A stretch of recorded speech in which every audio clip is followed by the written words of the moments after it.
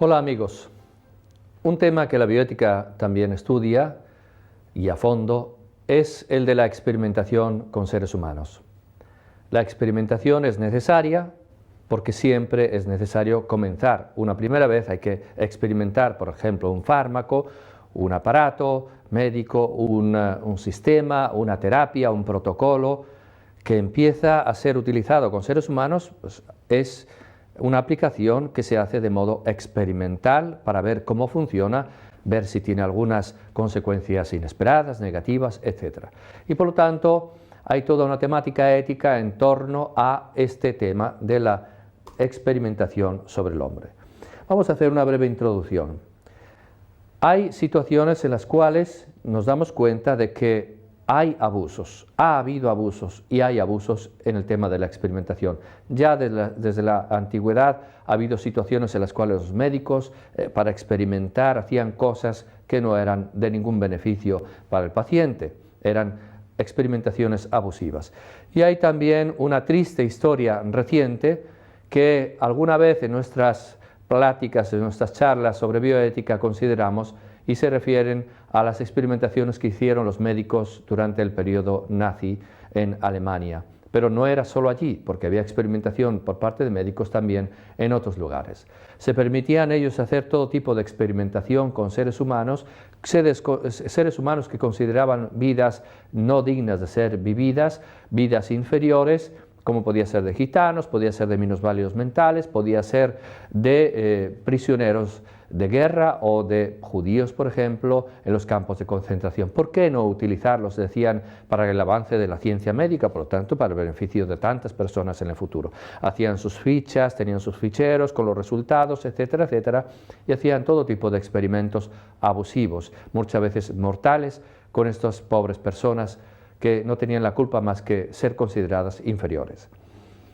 Y entonces es precisamente este tema de la experimentación uno de los puntos que más hicieron que surgiera la bioética, como vimos en aquella ocasión. Uno de los impulsos fuertes para que naciera esta preocupación ética en relación con la vida, con las intervenciones médicas, fue precisamente este de el horror ante el shock que recibió el mundo al saber los crímenes de los médicos nazis, en concreto los crímenes en el campo de la experimentación. Y de hecho los primeros documentos internacionales en relación con temas de bioética se referían a la regulación de la experimentación con seres humanos.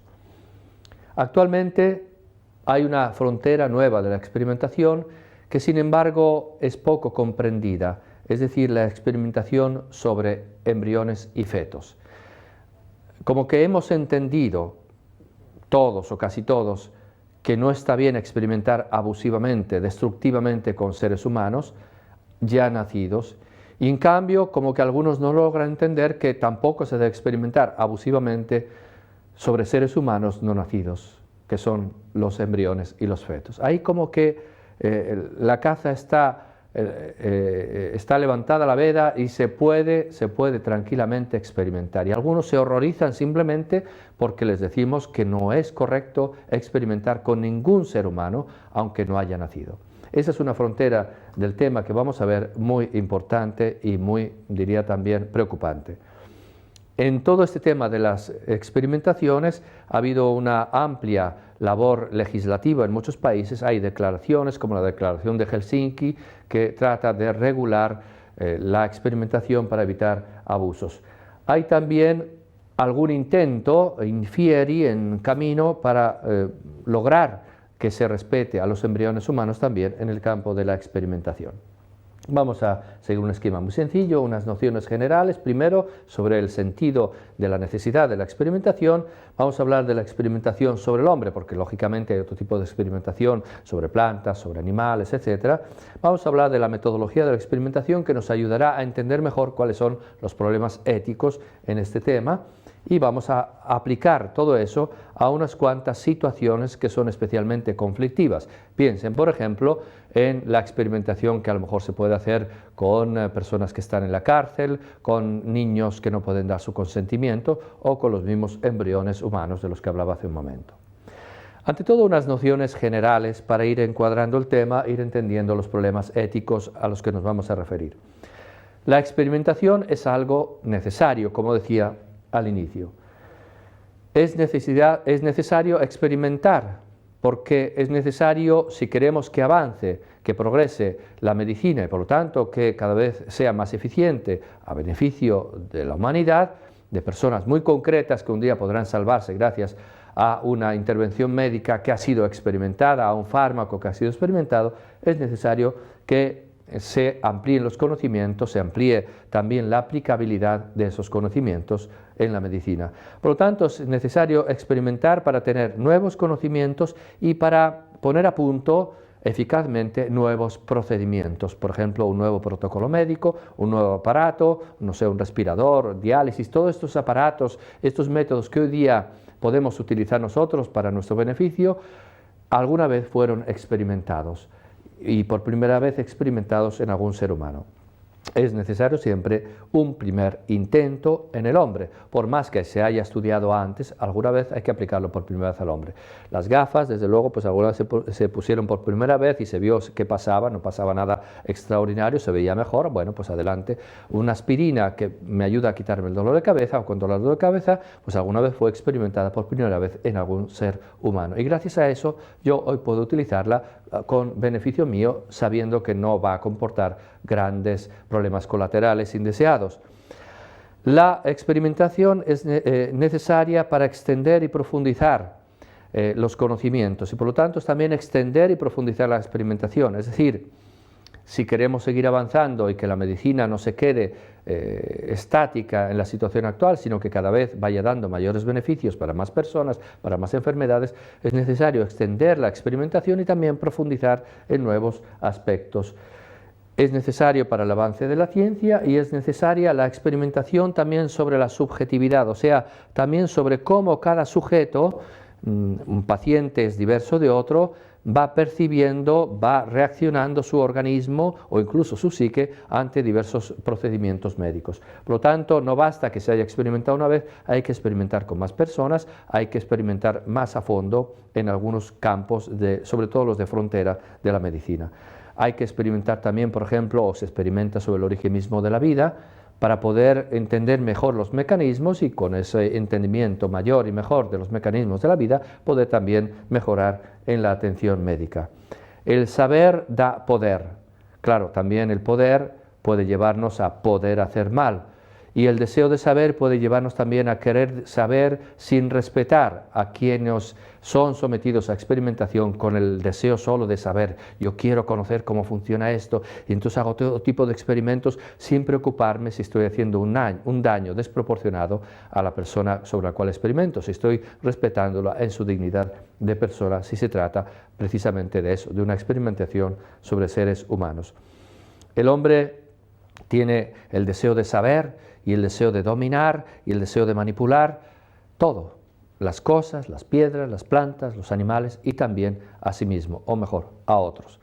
Y entonces esta necesidad de experimentar, que está escrita en nuestra naturaleza y que es absolutamente oportuna para que progrese la medicina, se presta también a tentaciones muy llamativas, muy seductoras, nada más para saber algo, para ser el mejor, para poder dominar más, yo puedo dejarme llevar por esa tentación y caer en auténticos abusos, como desgraciadamente se ha caído y se vuelve a caer de vez en cuando, porque no terminó todo con los crímenes de los médicos nazis que experimentaban abusivamente, sino que después de vez en cuando se conocen otra vez experimentos abusivos sobre niños minusválidos, sobre ancianos que no dan su consentimiento, sobre los cuales se hacen experimentos sin ningún beneficio para ellos, etc. Por lo tanto, hay que estar siempre muy atentos, con las antenas éticas bien alertas para detectar posibles abusos y tratar de impedirlos.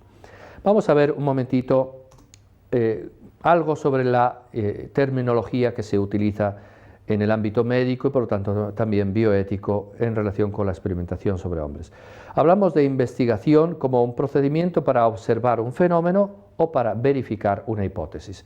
Yo puedo experimentar para tratar de entender qué es ese fenómeno en ámbito médico, en ámbito también de ciencias naturales, por ejemplo, o también para verificar una hipótesis. Veo el fenómeno, formulo una hipótesis, digo, este fenómeno puede tener estas causas y estas consecuencias, y una vez formulada la hipótesis yo tengo que tratar de verificarla objetivamente y ver que eso responde o no responde a mi hipótesis. Para eso muchas veces hace falta una experimentación en el campo, concreta, sobre hechos, y entonces ver si responden los hechos a mi hipótesis.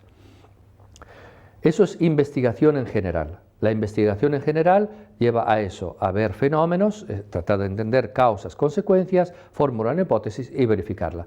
Pero se habla también de experimentación, es un tipo de investigación. La experimentación es una investigación que puede ser de tipo, una experimentación subjetiva, es decir, que yo trate de aprender mejor experimentando para entender yo como sujeto simplemente las cosas, y también una experimentación objetiva, es decir, yo trato de entender cómo están las cosas objetivamente. La primera es para aprender, experimento algo para aprender a hacerlo, por ejemplo. La segunda es objetiva, yo experimento para conocer mejor la realidad fuera de mí, el objectum, la realidad objetiva. La experimentación subjetiva, como pongo ahí en la diapositiva, ve al ser humano como objeto mediante el cual o sobre el cual se quiere verificar el efecto de un tratamiento. Yo formulo una hipótesis, quizás con este tratamiento médico, este fármaco, por ejemplo, yo podría quizás quitar el dolor de cabeza, podría quizás beneficiar en este sentido o en aquel otro a un paciente que tuviera esta enfermedad. Yo ahora quiero saber si eso funciona. Tengo que saber si eso funciona y si los efectos positivos son superiores o no a los posibles efectos negativos. Eso hay que experimentarlo. No es solo investigación, sino ya se llega a la experimentación también objetiva. Y con esto pasamos, por lo tanto, a la experimentación sobre el ser humano. Repito, hay experimentación sobre realidades físicas no vivas, experimentación sobre seres vivos como pueden ser las plantas o pueden ser los animales, pero también se plantea la necesidad de experimentar en un dado momento sobre seres humanos. Y ahí se abre toda una serie, un abanico de posibilidades y un abanico también de dilemas éticos. Para hacer un juicio, como siempre, sobre esos dilemas éticos hay que establecer unos parámetros de juicio, unos criterios de juicio ético. ¿Cuáles son esos parámetros? Son varios, pero podemos por lo menos recoger algunos. Ante todo hay que plantearse una pregunta sobre el fin. ¿Para qué se pretende experimentar? ¿Para qué se experimenta? Y ahí hay una distinción doble. Se puede experimentar con un fin terapéutico o con un fin no terapéutico. Por lo tanto, se habla de experimentación terapéutica y experimentación no terapéutica. ¿En qué consiste eso? La experimentación terapéutica es una experimentación sobre un enfermo para tratar de curarlo, pero lo estamos tratando de curar con una nueva terapia que está todavía en fase de experimentación y por lo tanto experimentamos con la intencionalidad de ayudarle a curarse para ver si funciona o no, pero si funciona le ayudaremos terapéuticamente, le ayudaremos a curarse. La experimentación, en cambio, no terapéutica es, por ejemplo, la experimentación sobre un organismo sano, un individuo sano, y no estamos tratando de ayudarle a curar, sino estamos tratando de ver cómo funciona ese fármaco que queremos experimentar y, por ejemplo, hay veces en que conviene experimentar para hacer una buena experimentación científicamente correcta, experimentar a lo mejor con personas enfermas, quizás terapéuticamente, pero a lo mejor también para poder comparar con personas no enfermas para ver las diferencias, que es una experimentación no terapéutica. Ustedes entienden ya que ya hay una diferencia ética. Una cosa es que yo experimente sobre un paciente, porque a lo mejor si no experimento este nuevo fármaco se me va a morir dentro de poco, y entonces voy a intentar, aunque haya riesgos en este nuevo fármaco, porque todavía es experimental, no los conocemos bien todos los efectos secundarios, voy a intentar, porque si no se me muere, a ver si lo curo. Y otra cosa diversa es experimentar, quizás con riesgos, sobre una persona para la cual no estoy dando un beneficio con la experimentación misma. Luego hay que preguntarse también sobre los sujetos de la experimentación, o sea, sobre quién se interviene, y ahí cambian las cosas. Una cosa es experimentar con personas enfermas, como decíamos. Es una persona enferma, podemos salvar su vida, podemos darle la salud, pues vamos a, aunque sea experimental este método, vamos a intentarlo. Otra cosa es experimentar, por ejemplo, con fetos. El feto todavía no ha nacido, el feto es menos conocido por nosotros y a lo mejor ni siquiera está enfermo y experimentamos con él nada más para ver si esta medicina funciona o no funciona. Una cosa diversa es experimentar, decíamos, con sanos, con enfermos y otra con sanos. Una experimentación no terapéutica, sanos que a lo mejor se ofrecen libremente, solidariamente, para que se pueda mejorar una terapia para que luego pueda ser aplicada a enfermos. Pero realmente estamos observando todas las reglas para que estos experimentos que no dan un beneficio a estas personas no sean demasiado peligrosos y dañinos, ¿o no? Plantéense, por ejemplo, el tema de la experimentación con prisioneros. El prisionero, una persona que está en la cárcel por un delito, es una persona que está en una situación muy especial, que sea sana o enferma, es una persona que está encerrada, es una persona a la cual es muy fácil hacerle presión, decir, mira, si tú te sometes a esta experimentación, te quito unos años de vida, te doy estos beneficios, tienes más oportunidades de salir fuera de la cárcel, etc. Entonces, no está mal en sí que el enfermo, perdón, que el prisionero que está en la cárcel espontáneamente, libremente se somete a la experimentación, sobre todo si es de tipo terapéutico, pero tenemos que estar muy atentos, se lo comprenden bien, porque hay mucha posibilidad de ejercer presión y por lo tanto hacer que él se preste a la experimentación sin ser verdaderamente libre. Por lo tanto, estamos abusando de él. Y por lo tanto, se establecen también entre estos parámetros de juicio unas condiciones. Las condiciones para que la experimentación sobre seres humanos sea correcta. Primera, la libertad, que realmente la persona se someta libremente al experimento. Por ello mismo, el consentimiento informado o presunto.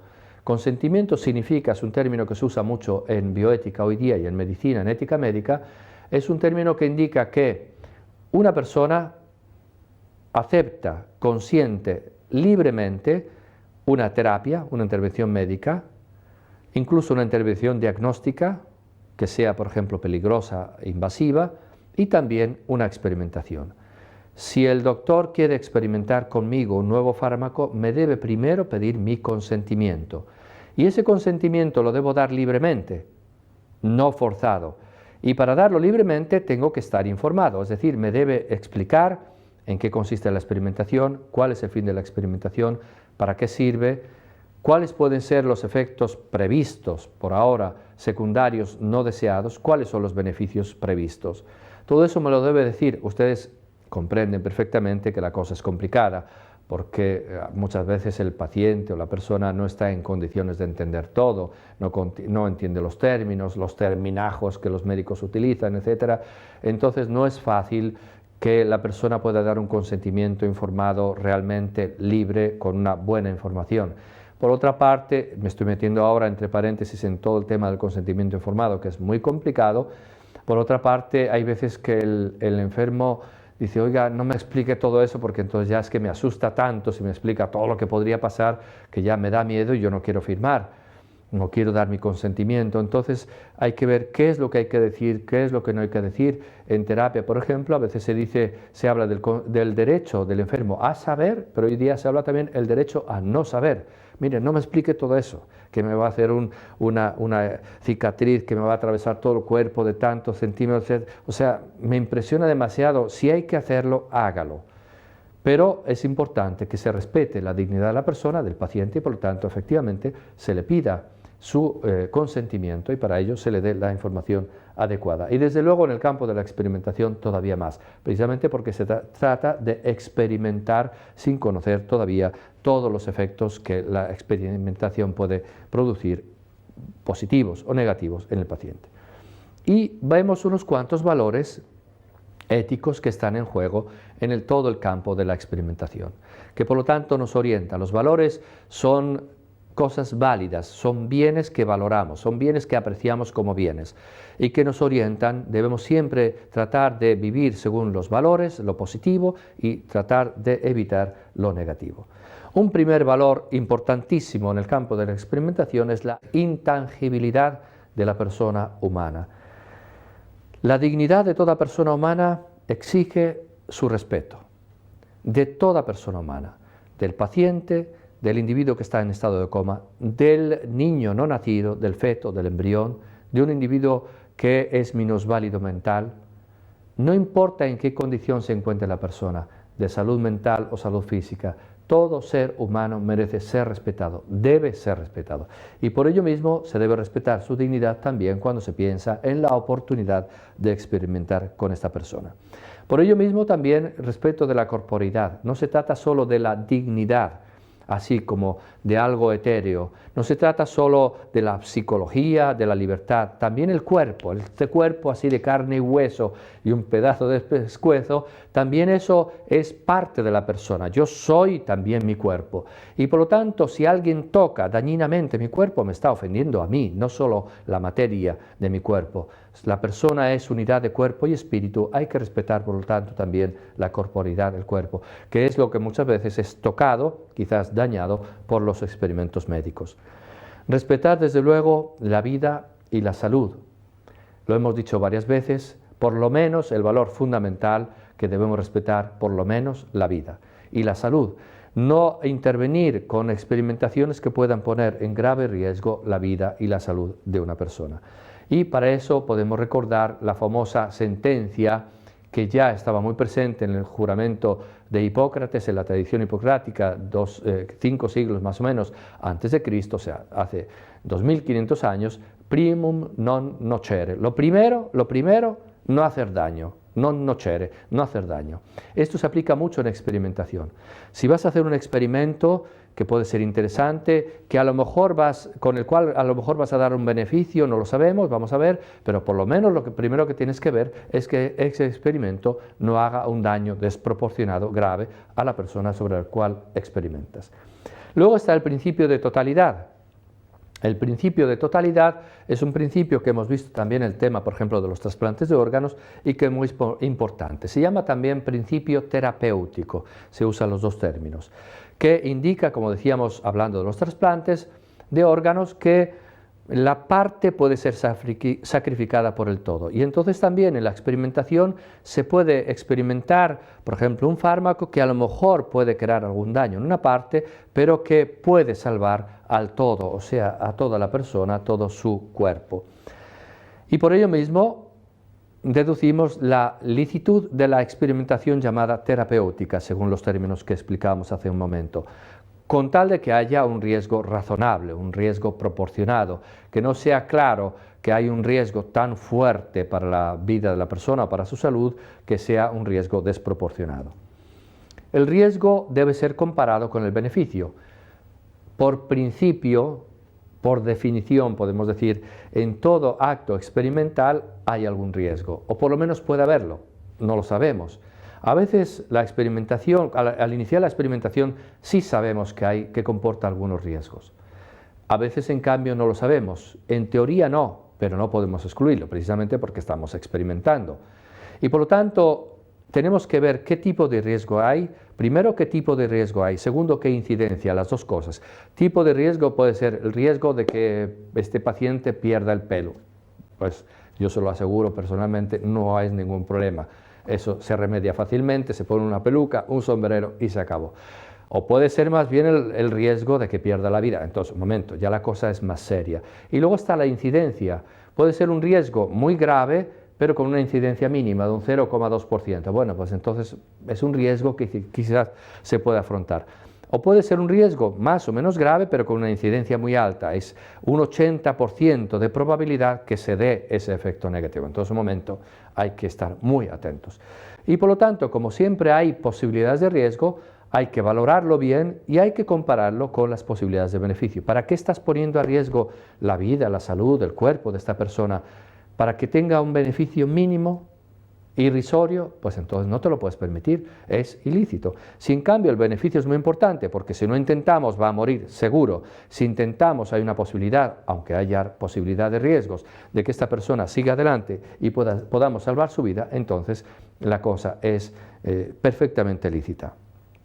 Y todo esto, ustedes entienden, se aplica de modo diverso cuando se trata de una experimentación terapéutica, con la cual, además de experimentar, intentamos curar a esta persona, y cuando se trata, en cambio, de una experimentación no terapéutica, o sea, no es para beneficio de la persona sobre la cual experimentamos.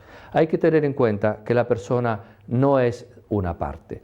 Hemos hablado del principio de totalidad y con esto terminamos ahora, seguiremos en otra ocasión. El principio de totalidad nos ayuda a entender que una parte puede ser sacrificada por otra. Y hay algunos que aplican esto también a la sociedad. Un individuo puede ser sacrificado por otros. Por lo tanto, podemos experimentar con un individuo, aunque se nos muera, para el bien de otros, como si fuera solo una parte, pero nunca una persona debe ser considerada solo como una parte de un todo, la sociedad, porque toda persona es digna en sí mismo, es un fin en sí mismo, debe ser respetada en su dignidad.